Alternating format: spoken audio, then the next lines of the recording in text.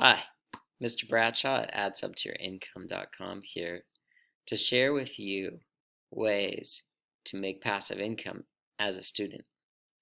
First, we're going to define passive income and make sure that we really have our head wrapped around what passive income is and how to set yourself up to earn it.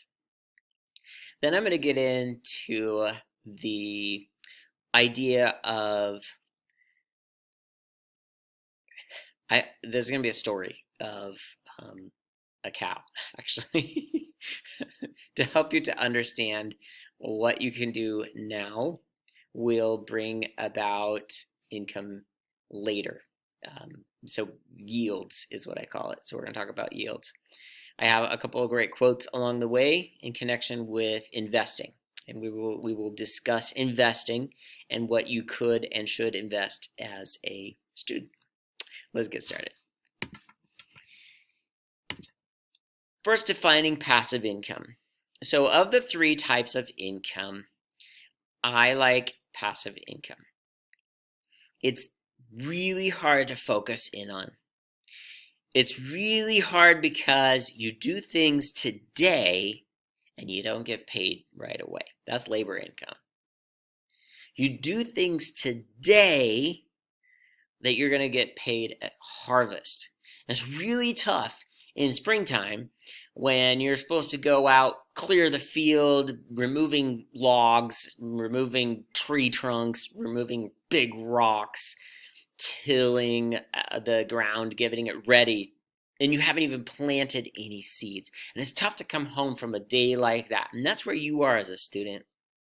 That's where every student is, because that's what it is as a student. You're in college, you are going to classes, you are preparing. It is springtime. Okay, you're a spring chick, and it's really tough to do the work in springtime when you are wanting to be enjoying the harvest, which happens in autumn. So be patient. Be patient with the fact that the definition of passive income means you work today and you get paid at harvest. It takes time. Know that I enjoy the thought that you're even asking this question. You don't want one apple. You want an apple orchard. You want one seed that you're going to take from this video or in your other homework you're doing to learn how. You're going to take one seed, one idea, and create an apple orchard that has so many trees that you have people working for you in order to harvest, prune, take care of, and eventually sell the apples from your orchard. And I love that. It reminds me of one of my favorite quotes, which is, all rules for study are summed up in this one. Learn only in order to create. Learn only in order to create, both as a student now and in what you're doing and what you plan on bringing into your life so that later at the harvest you see that money. I really am trying to take the long-term view here. I'm trying to let you see that you are able to bring to this world what you have to give to the world. And you don't have to wait until midsummer to start doing these things. You can compose today. You can create games that people want to play. You can be involved in the creation of gadgets and write that book or that book series. Do the work that you can do now that's going to make you able to put your name on the thing that will sell and bring you money. I'm at a point in talking about this where I feel like you want me to share something you can actually do now. Remembering that it will take time and that it could be a later thing that would come to you, I will talk about something that a lot of college students have successfully done now, and that is to rent rooms. A number of stories, and if I were back in school, this is the thing I would do. These stories are of students who get a house or a duplex or a fourplex or something that's really close to the university, close enough to walk. They find something that's for sale and they buy it. And then funding can come often from, I've had stories of parents. I've had stories of investors that want to invest. I've had stories of grandparents, aunts, uncles, even just someone who found a fixer-upper that someone was selling, and they were willing to let them just acquire the mortgage, which means that you don't even have to put money down. You just take on their mortgage and you pay it. So you can make different arrangements where you would do it. After 5 years, you're going to pay out the full sum of it. You make arrangements with these people who own properties really close to the university or college you're going to. Own it, all right, or have the family own it. Okay, sometimes there are extended family members that you could talk to that want to invest in real estate, and they'd be willing to purchase something that you would live in, and you rent out rooms.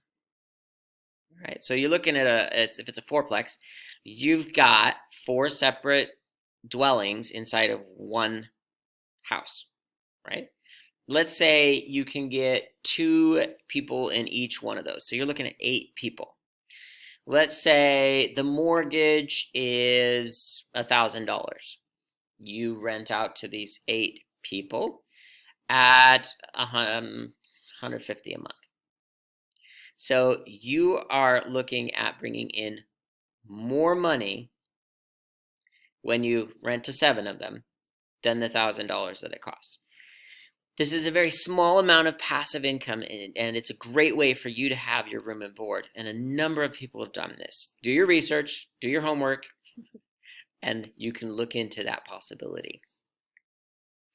I promised investing, so let's get to that. Investing, and I've got a story here about a cow.